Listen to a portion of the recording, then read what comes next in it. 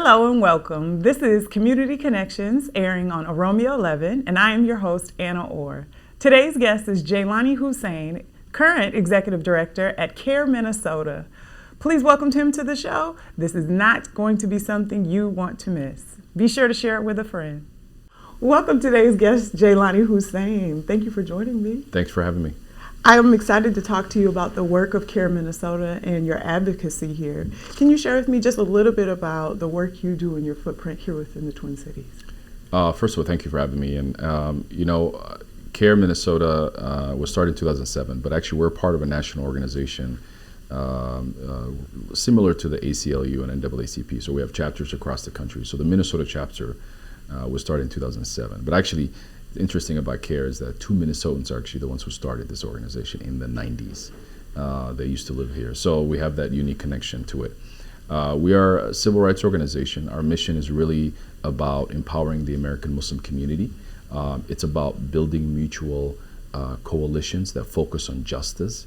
And also, we know there's a great deal of misunderstanding about our faith. So we talk about enhancing the understanding of Islam. And so, and right now, as a civil rights organization, our work is, focused on a lot of different areas. We're focused on, what many of us have been seeing with the death of and the murder of George Floyd, police brutality, and particularly for us at Cair, we focus on police brutality, but also focus on abuses by the FBI, among other things that have been happening. And so, we're a civil rights organization. Our biggest cases usually revolve around working around religious accommodations, and now the surge around schools, particularly bullying, among other things that impact kids.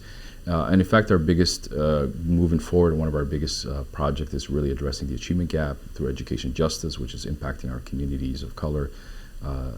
Horribly in Minnesota, we are the worst state in the country when it comes to the achievement gap.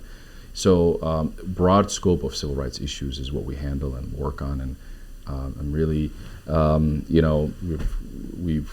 been at Cair since 2015 and now over 7 years, and so the work continues to challenge us a little bit, and we try to meet that challenge every single day. And unfortunately, the last 4 years before this current administration, we dealt with probably the most xenophobic, Islamophobic president at a time, and so that really negatively impacted us, but positively also impacted us because for the first time, many of our allies and people who saw the Muslim community started to accept and acknowledge all of the hate and the targeting that's been happening to our community, especially post war on terror and post September 11. There's been policies that impact our community through surveillance, through other things that have been happening. So that administration actually really helped us for people to acknowledge what's been happening, and so unearthing a lot of things that I absolutely. think people saw in the shadows or maybe heard whispers of from Exactly. other people that they knew, but having it on such a large scale is hard to ignore. Absolutely, and so he made it very front and center. But Islamophobia actually increased exponentially during the 8 years of President Obama, because many people right after his election galvanized themselves to much more racist and white supremacist movements, grew by large numbers, and they associated him with his father's religion, was being a Muslim, and so him being a secret Muslim, and so that became actually one of their crying points or focus points to target the Muslim community. So we saw a surge of attacks against our community right after the election of President Obama. So when Trump came in, it was just more of like really talking about the elephant in the room rather than ignoring it. And so that's why President Trump wasn't even in office for a few weeks before he had his historic Muslim ban, Muslim and African ban to some extent, that he adopted. Now, you talked to me a little bit about how you began with Cair in 2007. Or 2015, you said, correct? I joined 2015, but the organization started 2007. Okay. Yeah. 2015, prior to that, can you kind of talk to me about the advocacy work or what you did that kind of led you to Cair before this? So I've always been around this organization. I knew the family that the founder and her family, and I knew the community that well. And for me, I've always been in the space of community activism. So I worked on a lot of youth issues.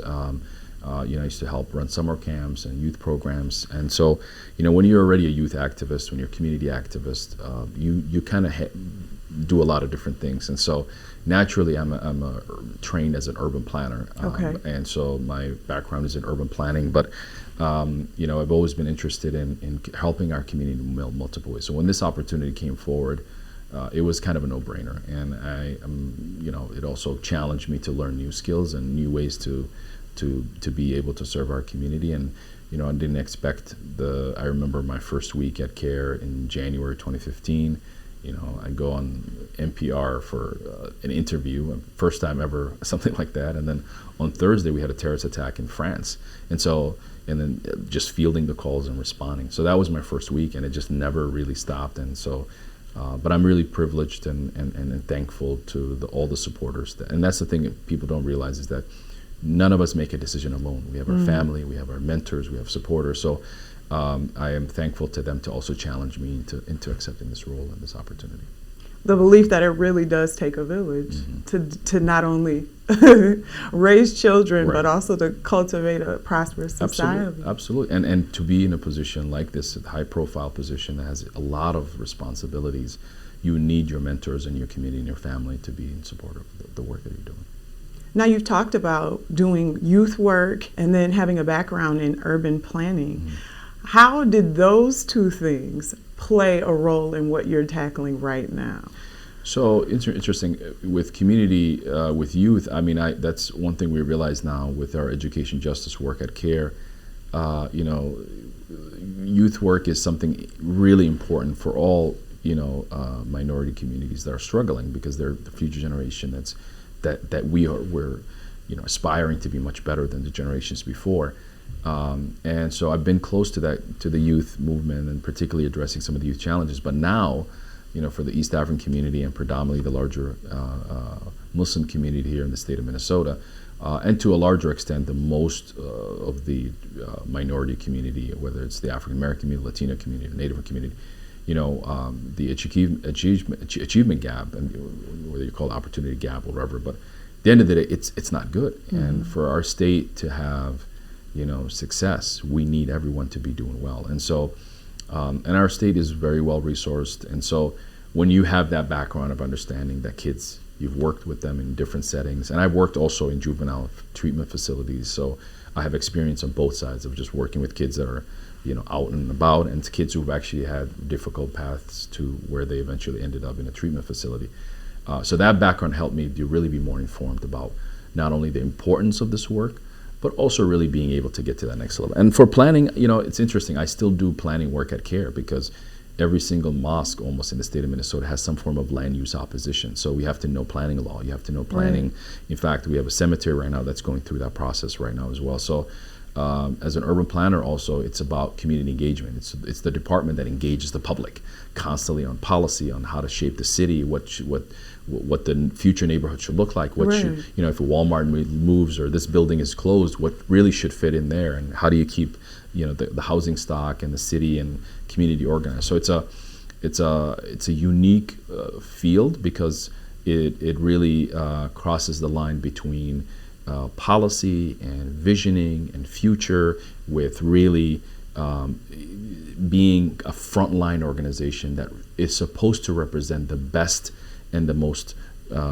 concentrated voices of the community, because every comprehensive plan, so every city has something called a comprehensive plan, a plan for the future. Right. That plan is adopted and created by planners who take all of the inputs that they get from all of the residents.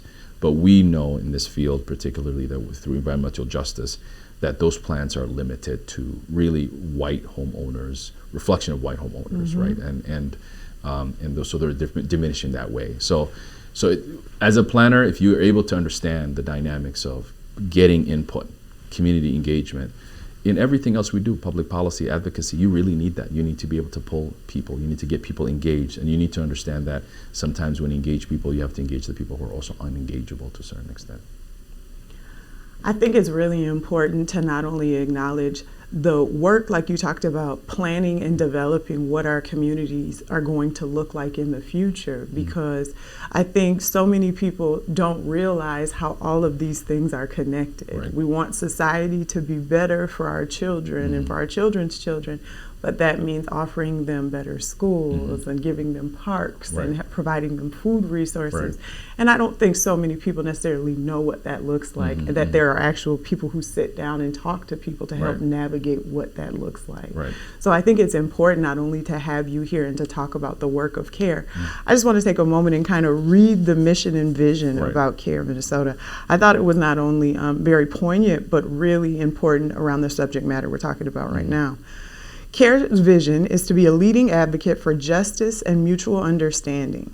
CAIR's mission is to enhance understanding of Islam, encourage dialogue, protect civil liberties, empower American Muslims, and build coalitions that promote justice and mutual understanding. I think it seems like such a large idea, but the way you broke it down in just basic concept, I was like, anyone can grab a hold of this. Anyone can participate in this. What does that look like as other Minnesotans are watching you on the news, are witnessing injustices, not only in TV, but right here in our communities? How can we start to lend ourselves to this work? So I think that's a really good question. I mean, our mission is, we are American Muslims, and especially for us immigrant Muslims as well, we are on the path of, being true to the American Muslim experience. And the American Muslim experience doesn't start with, with us immigrants. It started with actually the foundations of this country. In fact, historians confirm that majority of the people who were on the ship that Christopher Columbus were, the sailors, the people working on this, were actually Muslim. We know that a third or a little more of all African American slaves were Muslim. So there was a period of time during slavery that Muslims represented a large percentage of the American population. Obviously they were denied to practice their own faith at the time and killed for it. But so that experience is unique, and if you look at the American Muslim experience, our faith calls us to stand up for justice. And you look at individuals like Malcolm X as being someone who embodied that, or Muhammad Ali, particularly in the professional sports, and others. So, we have these legacies that we built on, that we continue that. So as much as this mission is part of our narrative of CAIR Minnesota, it really speaks to the foundation of the American Muslim experience, to stand up for justice, and to always find a way to build those coalitions of people, of good people, that are willing to make our society better. And so we are invested in that. We're not the creators of that, but we are trying to live out that experience. And so when people always ask at CAIR, well, why is Muslims involved in civil rights? We've always been involved in civil rights, right? You just don't see us that way, but we've always been involved, and we've always pushed our society to be better. And that's a commandment from us to live out our faith that way. I think when the Jamar Clark situation happened, I think when the murder of George Floyd took place, there was many in the African American community trying to figure out where our African brothers and sisters were. And I think so many of us lost sight of the fact that it takes all kinds. And so everyone has a role to play, whether you're writing letters, whether you're making food, whether you're watching kids, or whatever it takes. And so it was my belief during that time, and when I was out witnessing everyone protest as well as participating, I didn't believe that the Islamic community was silent by any means. I believed that they were working in another arena than we were. Right. No, I think that's true, and I think even before Jamar Clark, I would say that the Muslim community, by far, it's a working class community. It's where I would say lower working class community, and so the amount of time that's available to engage in really liberation work, and it is sometimes limited. And you see that even in the African American community. You see even the larger protests, you don't see a larger community, because our communities we have just so many challenges that sometimes our visibility in some of these spaces is not there. But what was interesting that I noticed in the Jamar Clark protests and George Floyd and others, it was actually the young people. And it was interesting to see that you would see young Somali sisters with a hijab, because the boys is hard to see, hard to know if they're Muslim or not, or Somali or whatever. We all look alike to some extent. But it was seeing these hijabi sisters running around, and I wasn't there, but there was a particular story of this young woman who grabs the tear gas and just throws it back. That's right. And somehow somebody was commenting on it and saying that's the Somali in them fighting back, they knew war. And I guarantee you probably that girl was never born in Somalia, was born here. But her spirit of just fighting back, and so, I think, and I saw that there's actually this powerful picture photographer took right at during the uprising when Dante Wright was killed. And you see this young Somali woman with an umbrella, and having this thing projectile being thrown at her. And so, I think that generation of younger people, they understand it, they live it, they see it every single day. And for them, they're not just fighting for the concept of the idea of betterment, they're actually fighting for their future. They see themselves in this fight as being something that's helping them liberate them. And so I think that cohesion is much, much more alive in the younger generation, that see themselves as the future of this country and the future of our communities. And so I'm hopeful about that. I think somehow our communities are also selective about how do we identify law enforcement in the United States. I think for a lot of our immigrant communities, we have a better trust of police. We base it on our experiences in Somalia and other countries where the police were actually part of the community. They weren't armed to the way they are. They were problem solvers, more of a social workers. They did interventions. It wasn't about a system that ate you into the prison system. Prisons weren't really seen that way. Okay. There were spaces for intervention, but not to throw people away. And there wasn't in fact, people would be put in prison without even a court interference, for the purpose of just we're going to wake you up. We're just going to calm people down, but then the next day you're back, and the fact that you were in that prison for that one day doesn't go on your record. It's a different model of policing, right? And so people have that experience, and so they assume that that's true here. But what's interesting is, if you ask most of our immigrant community, their relationship to the FBI, it's night and day. Because also the FBI represents the secret police in some of these countries, and so in the middle of the night, somebody would come and you would disappear, and the government took you, but that's it. No body, no one knows, right? So, and in Minnesota particularly, we help families who are interviewed by the FBI, and about 90% of these families, they're not being investigated for anything. They're just, imagine the FBI just knocking on your door for no reason. First thing is you panic. You're like, why in the world is even the FBI knocking my door? And we realize it's post-September 11 policies that are really making our country unsafe, actually. So a lot of people are like, well, the FBI are doing a good job. No, they're not doing what they're supposed to do, which is go after credible threat. We had a bombing in Tennessee, a guy who the FBI had on their radar that he was making bombs, and he just literally bombs a downtown of a major city like Nashville, Tennessee. And so, but here in Minnesota, people have that experience with the FBI. And if anybody, by the way, who's watching sees that, they can always contact our office. We provide free legal services, and we'll help them deal with that. And 90%, we stop the questioning, which is unnecessary because there's no case, nothing going on. And so therefore, the FBI doesn't come back. And so when I tell them about the FBI, they're ready to protest. But when it comes to the other local police, they don't see that. But their children do. Their children have horrible interactions with law enforcement. We solved the case most recently at the Minneapolis Park Police. And so, and again, a lot of times parents may not trust their children's, story about that interaction because they think somehow maybe they did something wrong. And so we have a lot of work to do in that area. And if you listen to the police, when they're usually giving that account, I think it gives the perception that something is wrong right. before you end up with the entire story. Right.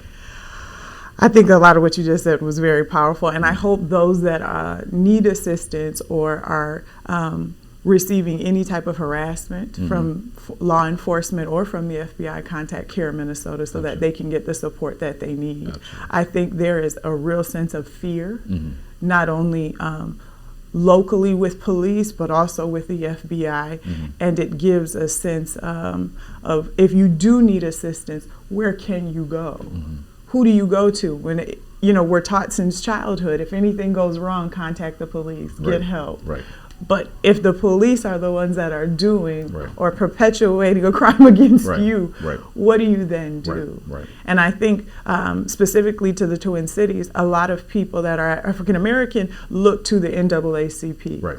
But they don't know that Cair Minnesota exists to support them and that may be able to help them navigate a different kind of red tape, whether that be culturally, whether that be a language barrier. So I'm grateful to have you here and not only have you expound on the work of Cair, but also talk about the resources we can provide. Absolutely, and we're building on that. So if people have usually, if there's a legal area that we don't do work in, we help people refer them out to those services. So just start with us, and we will be able to help you and navigate you to in the right place. And the other thing I always ask is that I always say that people who call us are the champions, because it takes a lot to challenge a system. It does. Knowing that a system that is not built in a manner that truly respects all of our human dignity. And so when I always say, if you called us, you've done the hardest thing. Now let us help you do the easy work. And that's a lot of times just realizing that, hey, I need to speak up for myself. I need some answers and help, and we help them with that. Can you talk to me a little bit about how you've seen the work of Cair change prior to 9/11 and then after? Yeah, and so I would say that we continuously, even at Minnesota right now, change. We continuously figure out ways to allocate the little resource that we have to really get the big wins. We understand as a community that we have a lot of things to work on, and so that's why, for example, even at Cair now, most recently, we're shifting toward really addressing the achievement gap. Now, many people don't see that because they see Jaylani or somebody from Cair on TV about what just happened with Dante Wright or the police, and these things are important, and in fact, they're part of our work. But a lot of the times, the work that around education is not newsworthy, and it's not just in front of the camera. But we are working in this space, even though it is one of the biggest issues that we need to address. So I think as an organization, it's always healthy to continuously change. And post September 11, I think for Cair, we stopped being really apologetic, and America has a way to really push minorities into this minority complex where we have to become a model minority. We have to be perfect. We're all the same. Every black person has to apologize for every person who's black who commits a crime. Like this concept of monolithic view of our communities, and and putting the weight on shoulder of us to police ourselves, like black on black crime. Everybody has heard that. Like, what does that mean? Like, what is, crime is, there's more white on white crime by volume than anything else, but you never hear white on white crime. Sure don't. Right? Sure don't. In fact, and that crime is truly a thing about proximity. Exactly. If we're closer together, I'm probably going to commit a crime against you more than likely having to travel to commit and that's why there's white on white crime, right? More white people kill more white people than they kill black people, right? True. So, but again, I think our challenge is that as an organization and as a community, we have to constantly continue to morph and change and realize that if we have limited resources, where do we put the most of it and put into work? However, one thing I will challenge our listeners and our viewers is that people assume that you need an entire army to change. If you look at the history of every single civil rights moment, we would say thousands of people changed the country. People assume that somehow Dr. King was loved by everyone. No, Dr. King was hated. In fact, the predominant majority of the black community in the South did not approve of Dr. King out of the fear of the white lash and the white supremacy, what they would do to the black people.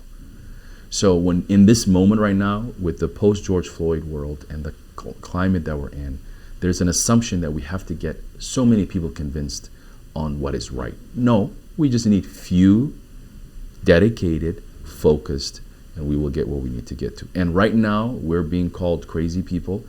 They call those people crazy people. 20 years from now, they'll be calling us, oh, those guys did something good. And so I always challenge our community and say, don't sit on the sideline. Find the value in what you can do. Just like you said earlier, some people are like, listen, I don't know how to speak to these people. I don't know where to start, but I'm a cook.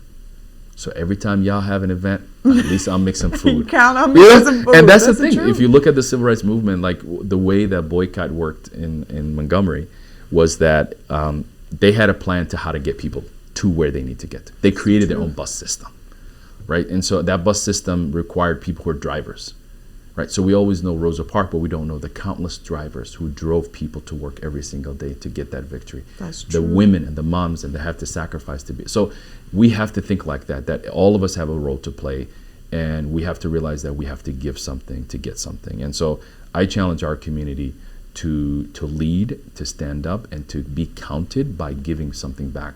And thoughts too, the concept that we're not monolithic, and we don't think we're the only ones, or myself or my organization or anybody else. I don't think any of us have the monopoly on good ideas, right? But we have to get involved. We have to see what's happening. Then we start becoming enriched. That we all get enriched with good ideas. And there are people, especially who've been marching in the 60s and 40s and 50s, and who are still around, that many of us are not listening to either. That have amazing stories and have done things more braver than any of us. And, because the concept of like now is like where somebody might hurt you at a protest or something bad may happen.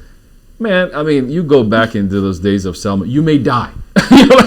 You may not come back. You may be hung on a tree. That's true. We're not in that position right now, right? Things can happen. I'm not saying I don't want to belittle the threat that we have exists right now, but back then they were in more danger for doing less work. So what's our excuse? My grandfather said the other day that the fire, he is 71, he said that the fire was much hotter back then. I believe him. I think that's a really good way to to say what we're experiencing right now. I think it does feel very pressure filled when we leave our homes and experience tanks sitting on our community streets, where we've seen kids playing just days ago. But I also believe that we have much more liberties and much more things at our fingertips that we can utilize right now than they had back then. Absolutely. You talked a little bit about the civil rights movement, and I just kind of want to expound a little bit more on top of that. I don't think our communities really acknowledge how similar our experiences are. You talked about churches being bombed, people being lynched, discriminatory practice when they're having church services, the police just walking down the aisle disrupting the entire service. And then, we hear things now of people bombing mosques and interrupting during Ramadan services or programming and things like that, hurting children. And it's almost like history is repeating itself. Absolutely. And so as much as we believe, I think that we are separate, and although some of us have grown up a world apart, the experience seems to be so similar. It almost seems unrealistic to fathom that we wouldn't stand together. Absolutely. And, to your point, and that's a really good observation, it's interesting when I teach people about Islamophobia, white people, allies, people who are interested in helping us out. The first question I usually ask is, what's new and what's not? And the only thing new about Islamophobia is Muslims. Everything else, every strategy, every claim against Muslims has been claimed against others. The concept that Muslims are here to take over America, that's actually one of the number one things, that we have a law called Sharia law, and we're here to take over America. In fact, Attorney General Keith Ellison was attacked by this when he ran for, as a congressman, but even now in the state of Minnesota, they'll come attack him like, oh, he's trying to implement Sharia laws. And it's interesting, if that was something unique to the Muslim community, I would actually be like, let's talk about it.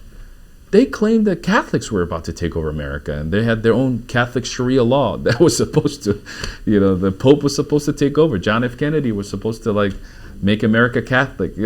So every strategy of the hate movement in this country that is returning now, they used it before. It's interesting. People forgot that, we have an amnesia about the KKK. Our amnesia is that we only see the KKK through this small lens, small period of time when they were only interested in brutality. People forget the 1930s KKK, where they were having parades. You had a KKK, endorsement. Mm-hmm. Candidates were endorsement. They literally ran the state of Oregon, right? And this is very recent. And they used the social elements that made it more popular. And today, those same elements are being used against our communities of color, especially in the Muslim community. We see preachers who travel across city to city warning people about Muslims are here to come take you, do this to you or do that to you. And it's interesting, every tool that they're using was used by the KKK. And the moment you call them the KKK now, they're like, no, the KKK is the guys who hang people on trees and nobody knows who they are. No, the KKKs are the ones who, Earl Brown building in Brooklyn Center, that's the KKK. Absolutely.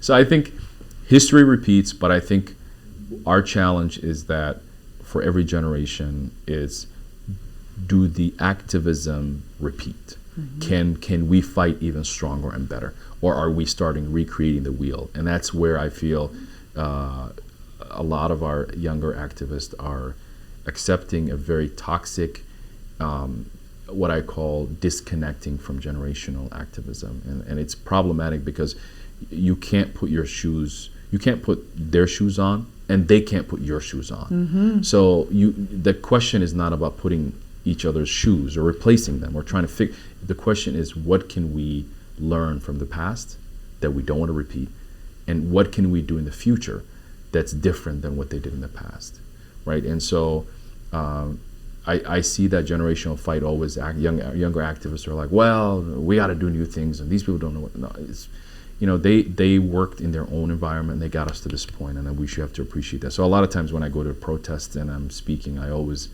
welcome that and engage that, folks. I always ask, who's been protesting for this long, and just recognize those people in our movement that we need to continue to learn from. I think that's really important, and I think that, like you said, our elders fought the fight that was in front of them at the time. Right. The fight that is in front of us is what we're equipped for. Right. And some of their advice is not helpful. But because the terms of their games is different. Mm-hmm. Terms for our game and our time is completely different. We can think outside the box a little bit. It's true. But there has to be a mutual respect and communication and respect on both sides, so that we fully benefit from each other's ability to continue to liberate our communities and build a better society. And I think, especially in this moment, I think Minnesota. I always say this to folks. I say, God chose the murder of George Floyd to happen in our community for a reason. I strongly believe that. And I think God is saying something to us that is, there's some good in us, in the white people here, the people of color, everyone here. There's something good in us that will help this country heal and move forward. The question is, are we willing to accept the task? Because God knows we have it in us. He will never burden a society unless they can handle, or a person they can handle. So we know we can handle this. The question is, is our passive aggressive going to get in the way, or is our addiction to entertainment going to get in the way? Mm-hmm. More people are willing to deal with the trauma and the countless trauma and everything that's been happening by just trying to drown themselves in entertainment. And it's not healthy because you didn't deal with the trauma, and it's not also healthy because you're not actually trying to liberate yourself either. So, it's another form of drug that I think people are not realizing, and just sitting in front of Netflix and just watching and thinking somehow the rest of the world will just get better. Mm-hmm. So without going out and doing the work. Right. Now, you've talked a little bit about the work that Cair Minnesota does from a civil rights standpoint, and we've talked about your work with education and addressing the achievement gap. Can you kind of talk about the work you guys do around defending discriminatory practice? Yes. So we have two attorneys at Cair. We handle cases. We actually literally work on civil rights cases, discrimination. We win those cases. Some cases are, we just recently won a case, actually, most interesting story of a Muslim police officer who was discriminated against. And we won him a settlement, and we've done that for other different cases, and we have a lot of cases that are still pending. So we help people that way. So if you're discriminated against and your civil rights were violated, we'll work with you. We work with the Department of Human Rights and other places to bring up charges, and then we continue to build that. And we use our cases and are really the champions of these cases to help change the system. And this is one of our ways of our theories of change, is that we use these cases and these moments to learn from, but also change the system. So our practice is to not just solve this problem for this person only. We use this problem that we're solving for this person to also fix the other problem. And one of the other tools we use is at Cair, we actually offer diversity inclusion presentations to companies and organizations. So even if we're suing a company or organization, we then also attach to that some sort of a large learning curve. So we provide training and some opportunities either from us or externally as part of the way to fix that problem. Then we'll take a step back and see, is there a state policy that we need to change? Is there a city policy that we need to change? So through our cases, we have done a lot. And in fact, for example, just one of our cases we worked on, which was Muslim women having a hijab.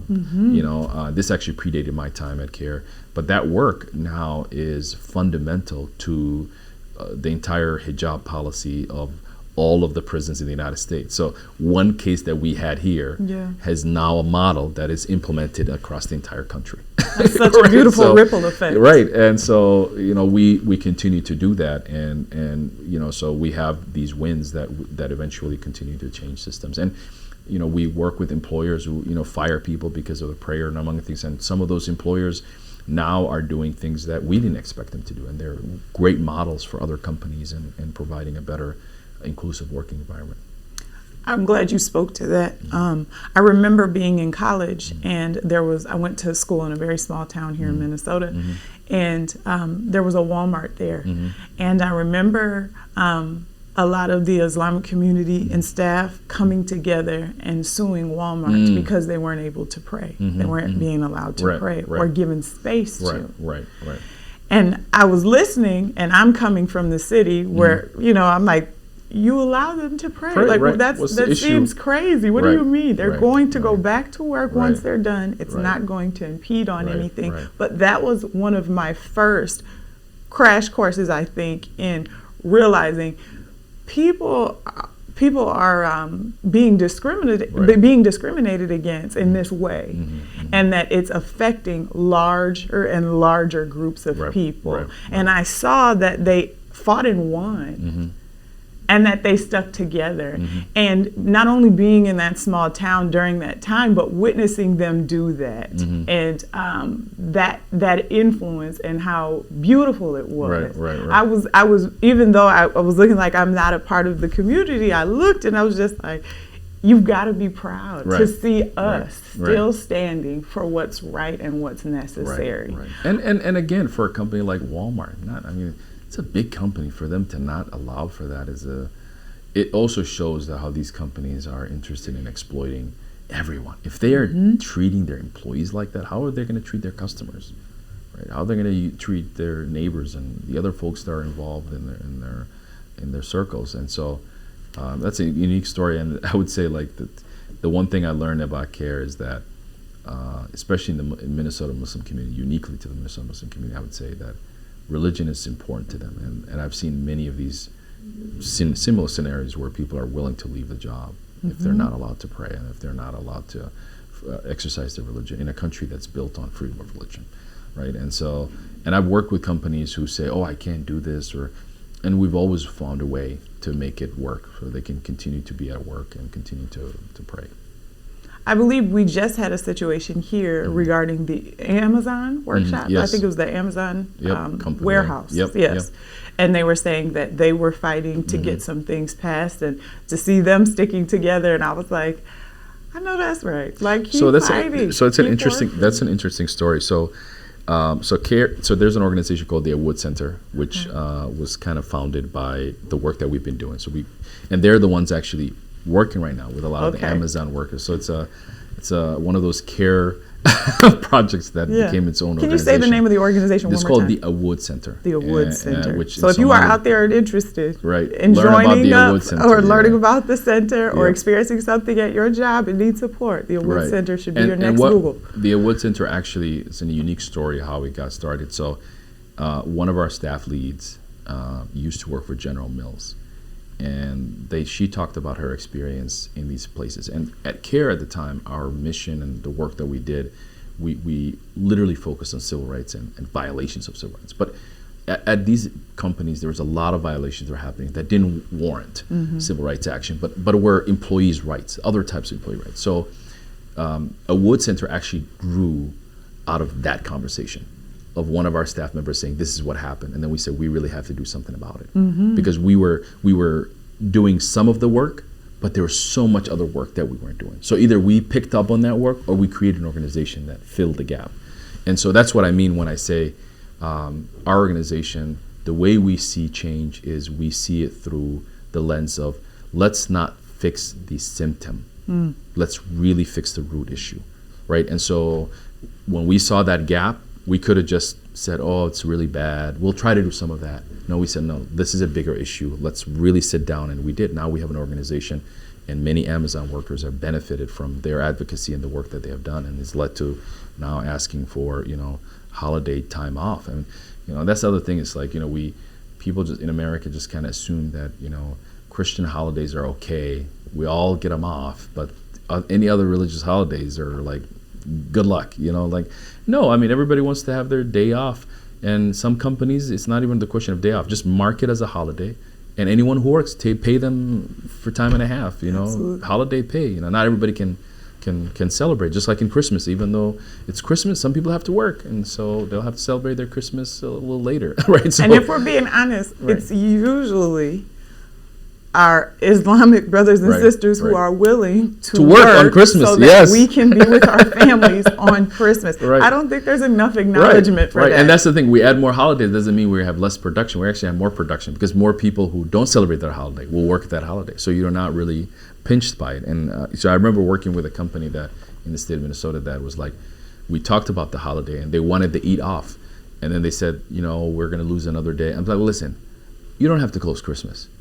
You got a lot of, Muslims that are available to work. Absolutely. They'll work on Christmas, so they actually gained a day in their production. That they were initially writing off. So obviously their day they had they opened the business and they ran the conveyor belts and people worked and it produced. And now all of a sudden they had a net value for adding this holiday. They didn't lose because on this holiday, the Muslim holiday, all their staff was working. So there was really just more of a shift of staff. And then on Christmas, they'll say, we'll work Christmas if you give us this day off. And guess what? It was a net gain for the company. So they didn't lose, they actually gained. And that's the thing about sometimes companies come in with the wrong mentality. Oh, we're going to lose. No, in fact, if you really think about it, you actually may be able to gain more money. Switching gears just a little bit, can you talk to me about the climate when the Mohammed Noor situation took place and the killing of Justine Diamond? Right. So first of all, I think, our stand at Cair, we're a civil rights organization. We fought for Justine Diamond's rights. And by the way, that's not just a Cair thing. That's even an Islamic principle. You can't kill people. You just can't kill people. There's no collateral damage in Islam. Human beings are human beings. And in Islam, we believe that a loss of life is as a loss of a generation because, we didn't just lose Justine, we lost her potential offsprings. And what that means for Ripple, how many generations of Justine's children would have been grown, right? So, wrong is wrong and right is right. And so what was interesting, and it actually played out better now, because I think we said those things about this case, but we didn't have anything to compare it against it. But now we do. So, we said that Mahmoud would not get a fair trial because he was black, and he didn't. He got more charges than at the time even legal experts were considering. But even then, if that was a new trend to hold police accountable, welcome. But guess what happened? The other officers who were Derek Chauvin, who we all saw 9 minutes and plus kill George Floyd.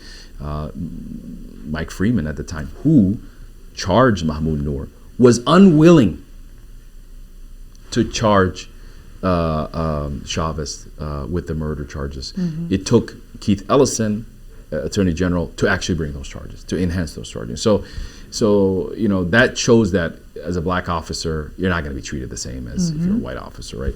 And then we really didn't have a good comparison until Kim Potter, who shot and killed Dante Wright. Accident, Mahmoud Noor accident. He was overcharged. The Supreme Court eventually reduced it.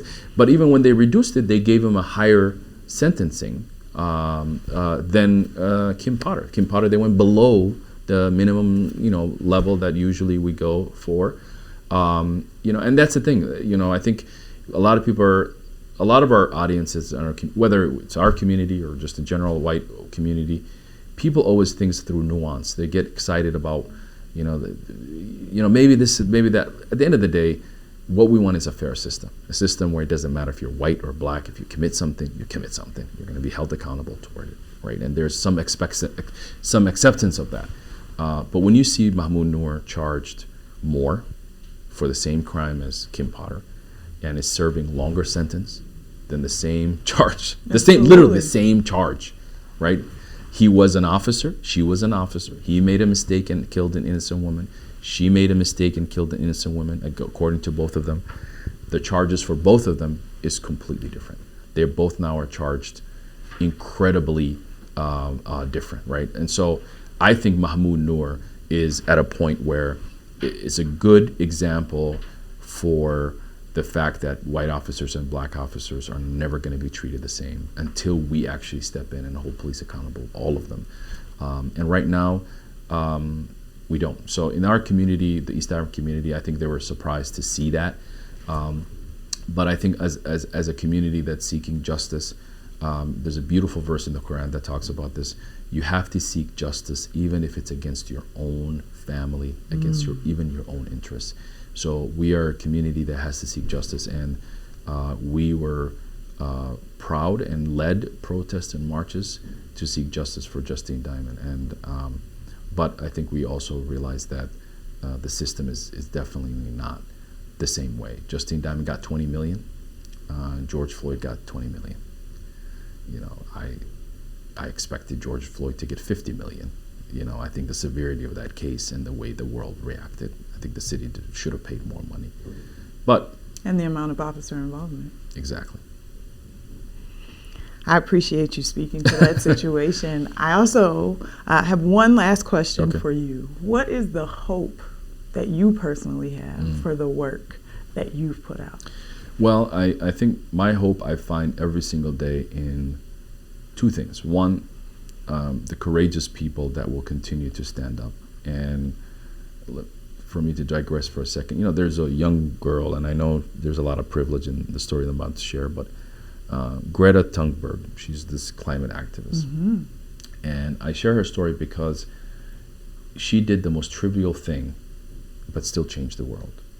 And that was just to hold a sign in front of a building. Typically, that's not. If you told me, right, I'm going to change the climate change, I'm going to fight for climate change, you don't tell somebody, go hold a sign somewhere. But I personally believe that there is God will support people who do the basic, most important way that they can show up.